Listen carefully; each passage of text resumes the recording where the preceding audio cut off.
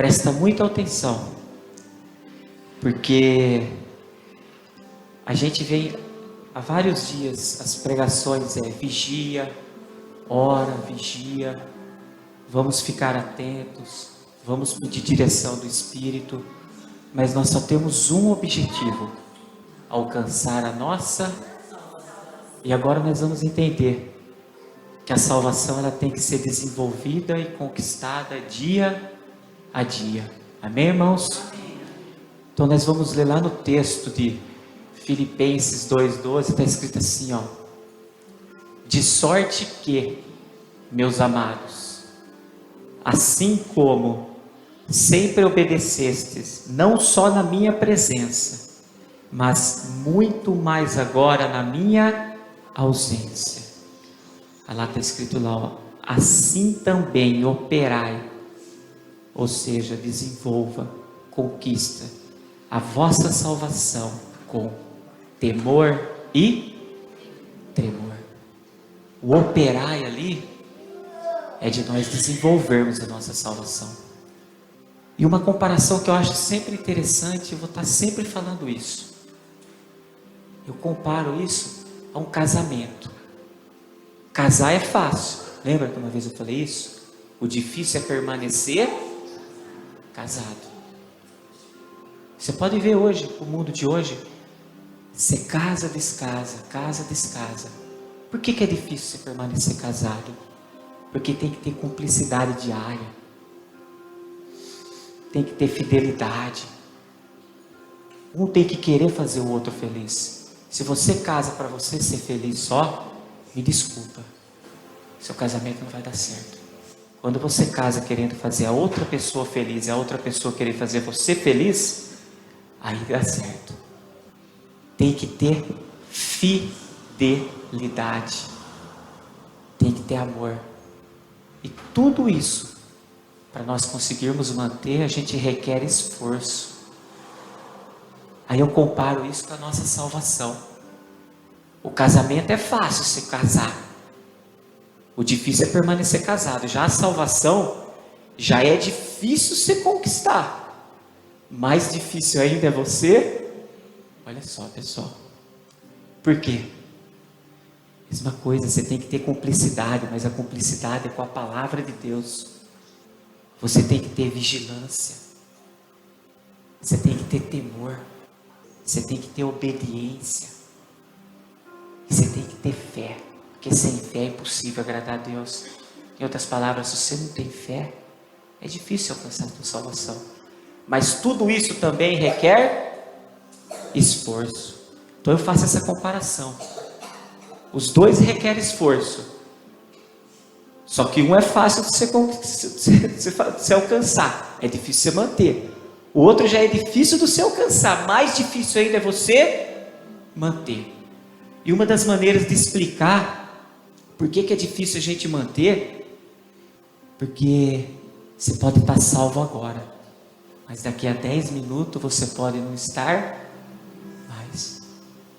Eu posso estar pensando coisas boas agora, mas daqui a 10 minutos eu não sei mais o que eu estou pensando. Por isso que o reino de Deus, como diz lá em Mateus, e desde os dias de João Batista até agora, se faz violência ao reino dos céus. Ou seja, é esforço, que nem a gente falou agora há pouco. Amém, irmãos?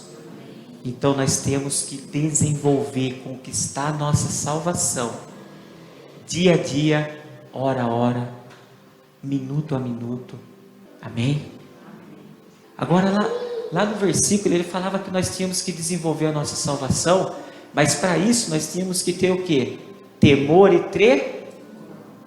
Mas esse temor e tremor é de acordo com as escrituras sagradas. Você tem que temer e tremer o que está escrito aqui, ó.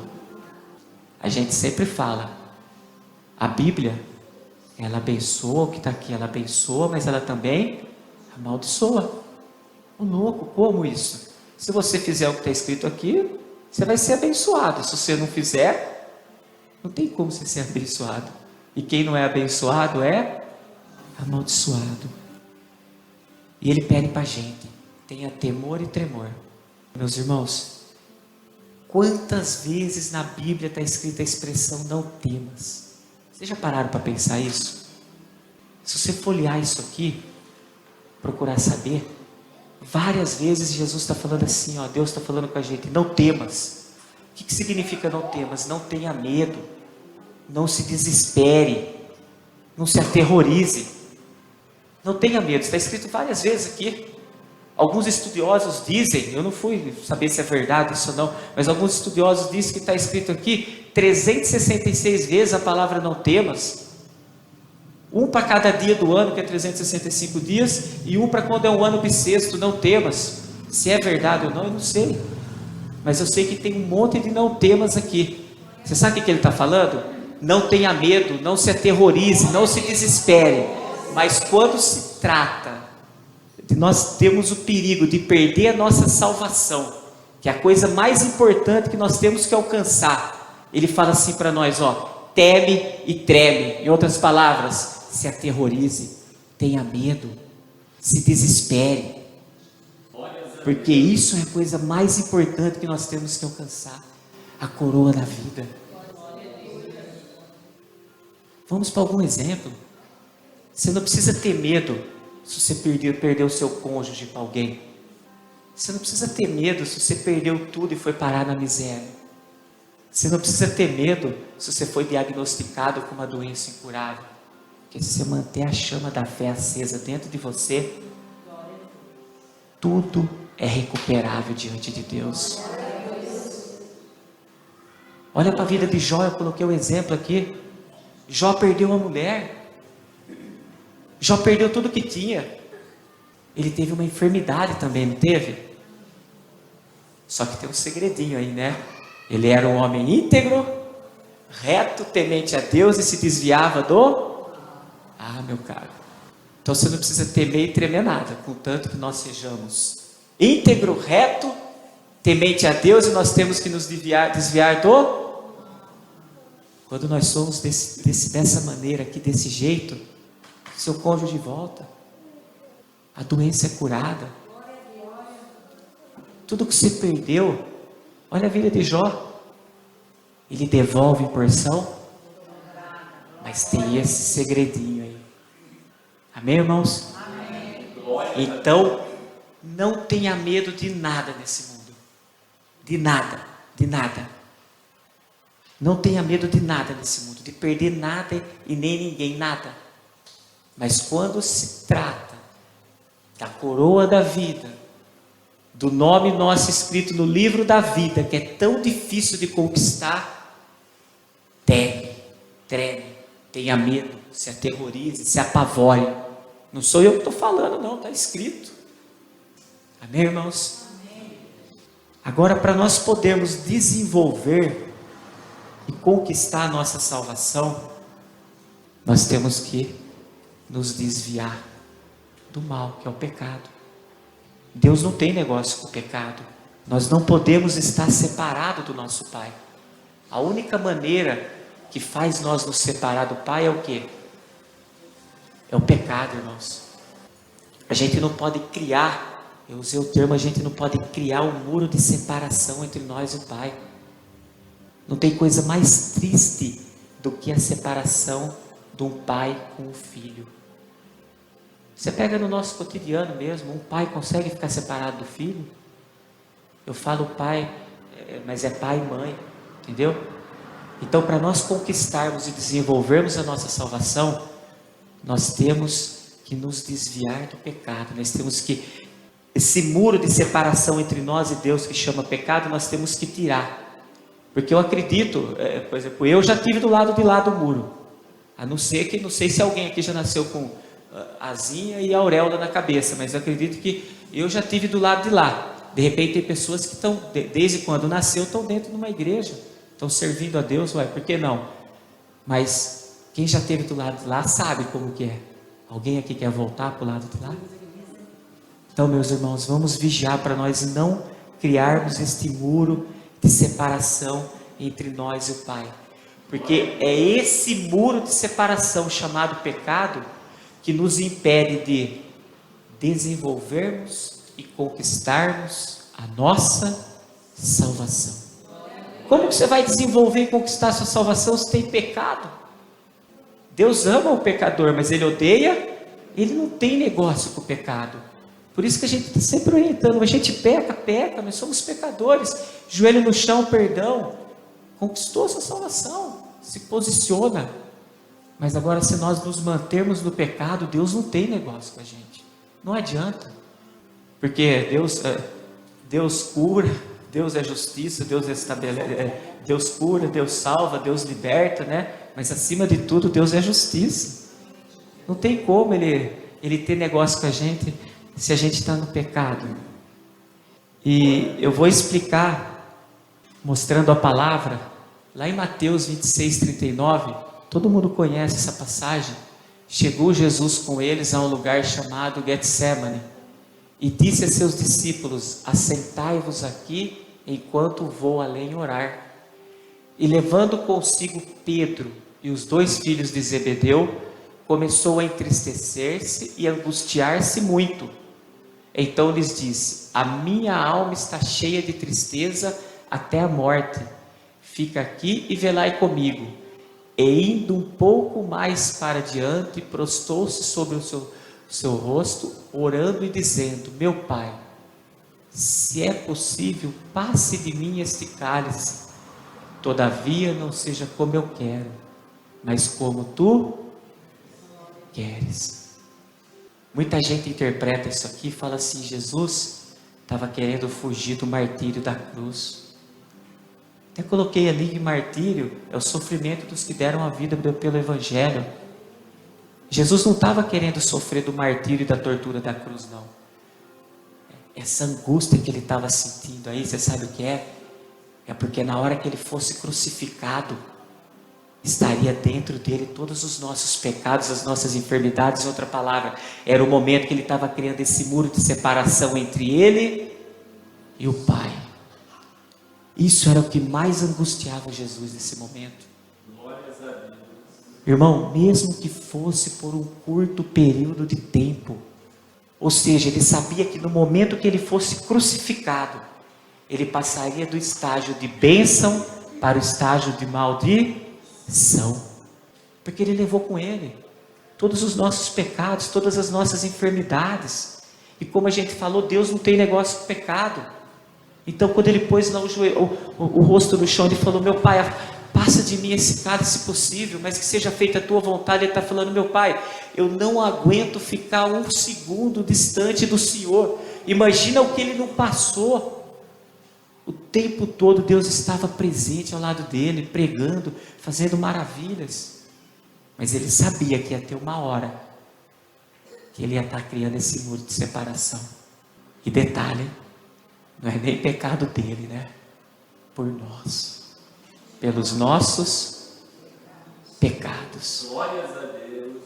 Amém, irmãos? Vamos lá em Mateus 27, 46, está escrito assim, ó: e perto da hora nona exclamou Jesus em alta voz, dizendo: Eli, Eli, lama sabachthani, isto é, Deus meu, por que me desamparaste? Se você abrir tua Bíblia aí agora, Jesus ele se dirige a Deus como Pai. Ele nos ensinou a oração do Pai Nosso: Pai Nosso que estás no céu. No versículo anterior, o que ele fala? Pai, afaste de mim esse cálice, mas que seja feita a sua vontade. Quantos versículos tem na Bíblia? Aquele que faz a vontade do meu Pai. Se você olhar, Jesus ele trata Deus como Pai, ele chama como Pai. Só que nessa hora, ele falou assim, ó: Deus meu, por que me desamparaste? Sabe por quê, irmãos? Porque aquilo que ele mais temia, aquilo que ele mais se apavorava, que nem a gente falou, nessa hora aconteceu.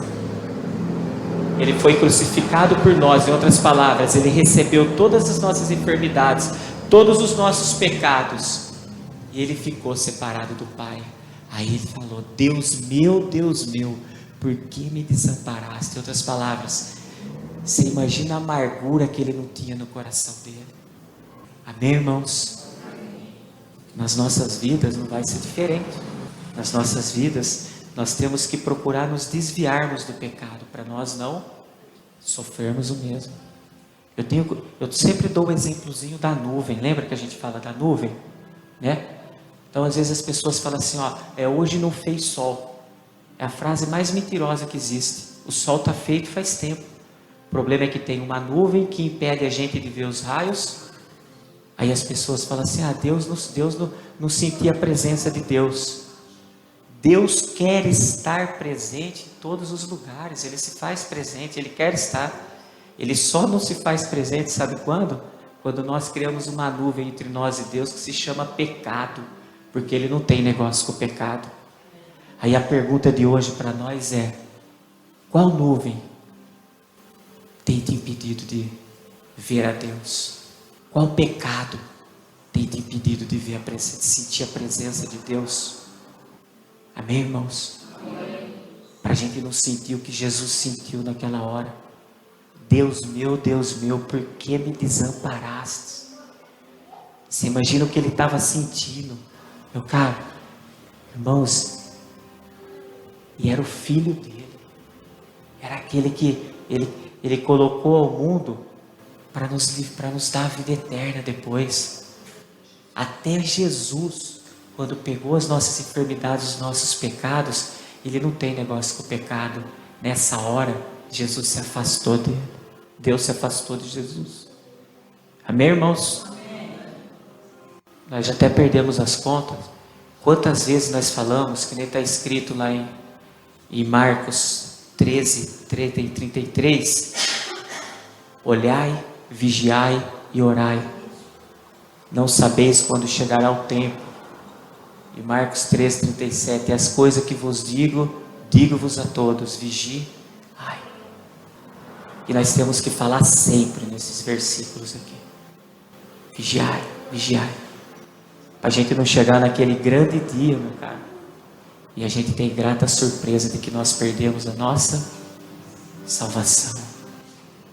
É a única maneira de nós termos a oportunidade de desenvolver e conquistar nossa salvação, é vigiar. Para nos afastarmos do mal, para nos afastarmos do pecado. É a única maneira. Não tem outra maneira. Sem vigilância, a gente não consegue. E outra coisa que ele nos diz, né? Foge da aparência do mal. 1 Tessalonicenses 5:22. Abstende-vos de toda aparência do mal. Em outras palavras, meu caro, sempre que você for fazer algo, peça a direção do Espírito Santo. Põe o joelho no chão. Lembra daquela frase que a gente sempre fala? O senhor está no negócio, né? Se está no negócio, vai em frente. Se não, vigia. Porque, irmãos, a cada dia que Ele nos dá o fôlego da vida, que Ele nos permite abrir os nossos olhos, Ele está nos dando a oportunidade de desenvolvermos e conquistarmos a nossa salvação. Glória a Deus. A cada dia que nós abrimos os nossos olhos, Ele está nos dando esta oportunidade de nós desenvolvermos e conquistarmos a nossa salvação. Mateus 7, 22, 23 diz assim, muitos me dirão naquele dia, Senhor, Senhor, não profetizamos nós em Teu nome? E em Teu nome não expulsamos demônios? E em Teu nome não fizemos muitas maravilhas? Então lhes direi abertamente, nunca vos conheci, apartai-vos de mim, vós que praticais a iniquidade. Tem muita gente achando que está fazendo sinais e maravilhas, e com isso está desenvolvendo e conquistando a sua salvação. Mas a Bíblia nos relata, vigia, porque no final dos tempos vai ter muitos falsos profetas. Não se ilude com lugares que às vezes acontecem sinais e maravilhas, achando que lá dentro vai haver salvação. Porque Ele fala que nos finais do tempo Se possível for, faria descer fogo dos céus. Tome cuidado. E a coisa mais triste, como nós já falamos, é a gente naquele grande dia, porque tem duas maneiras de Jesus voltar para nós, né? Ou nós partimos, morremos, ou a volta dele mesmo.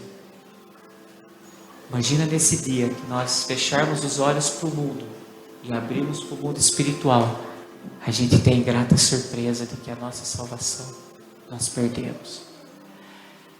Aí, meu caro, não tem volta.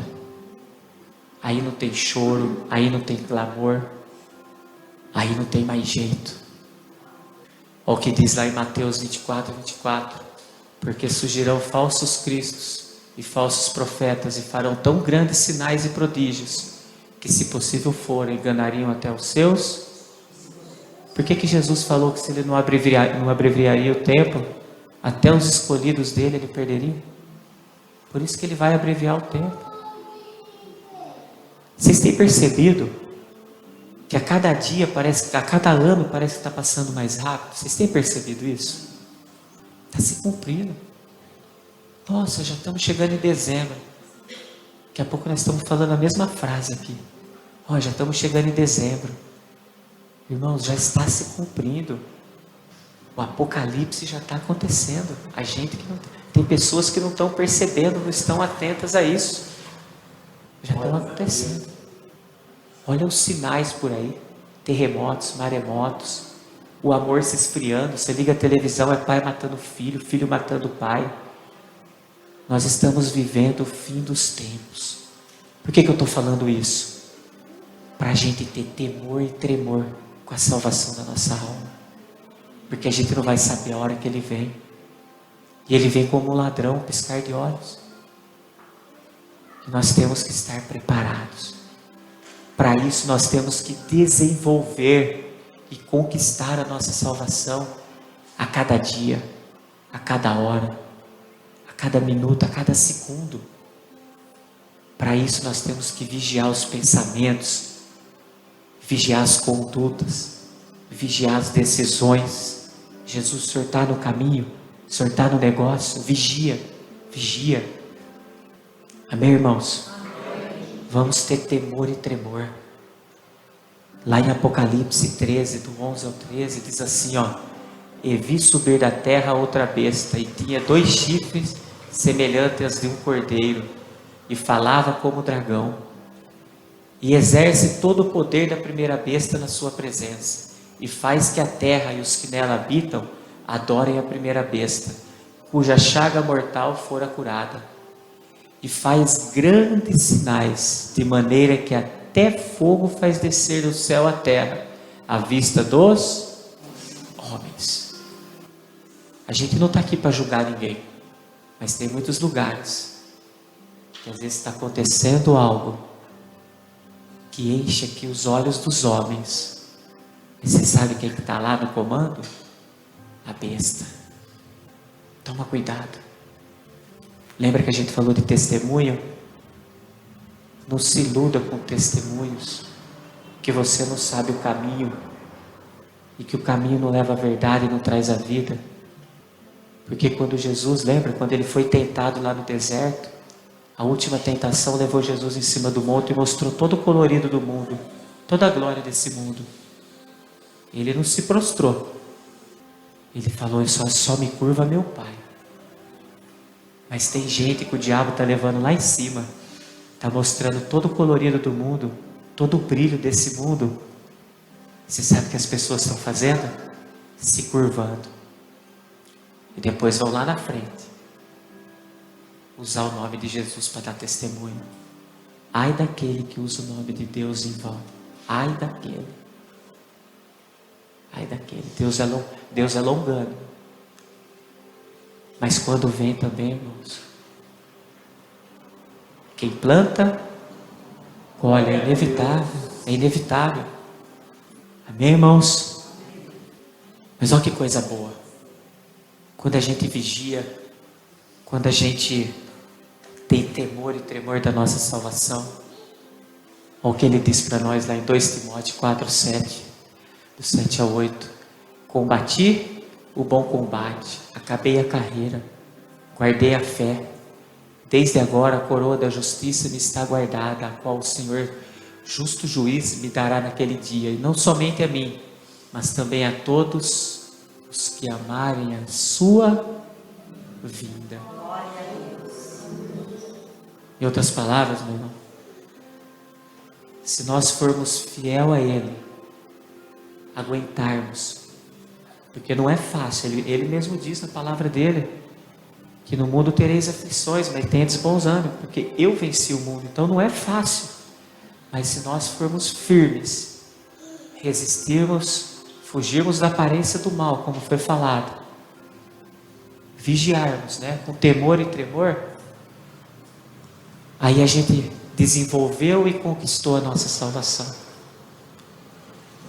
Aí Ele nos galardoa com a coroa da vida. E aquele que recebe a coroa da vida, olha o que Ele tem preparado, lá em 1 Coríntios 2,9. Mas como está escrito, as coisas que o olho não viu, e o ouvido não ouviu, e não subiram ao coração do homem, são as que Deus preparou para os que o amam. Amém, irmãos? Eu faço uma reflexão e eu entrego a palavra na noite de hoje. A salvação tem que ser desenvolvida e conquistada com temor e tremor, de acordo com as Escrituras. Tem que ter temer e tremer o que está escrito aqui. Não existe, irmão, uma vez salvo, salvo para sempre. Tem lugares que prega isso, né? Uma vez salvo, salvo para sempre. Não existe isso. Uma vez salvo, continue conquistando para mantê-lo salvo. Uma vez salvo, continue vigiando para que continue salvo. Amém? Esse desenvolvimento e conquista se dá através da obediência na palavra de Deus. Temos que evitar que se construa um muro de separação entre nós e Deus, que é o pecado, para que a nossa salvação possa ser desenvolvida. Lembra que eu falei? Até Jesus, quando foi crucificado por nós, teve um muro de separação entre Ele e o Pai, porque Ele levou os nossos pecados. Não era nem pecado dele, foi o único santo que veio à terra, mas mesmo Ele sendo o único santo, mesmo Ele não ter tido pecado nenhum, Ele levou o nosso pecado, e como o Pai não tem negócio com o pecado, criou-se um muro de separação. Então nós temos que evitar esse muro nas nossas vidas. Repito a perguntinha: qual nuvenzinha está te impedindo de ver os raios solares? Qual pecado está te impedindo de ver a Deus? Faça você mesmo uma autoanálise. Para que esse muro, esse pecado não se levante, temos que nos permanecer vigilantes. E para aquele que combaterem o bom combate, guardando a fé, Deus galardoará com a coroa da vida, e um lugar onde nem olhos viram, nem ouvidos ouviram, e não subiram ao coração do homem. Amém, irmãos?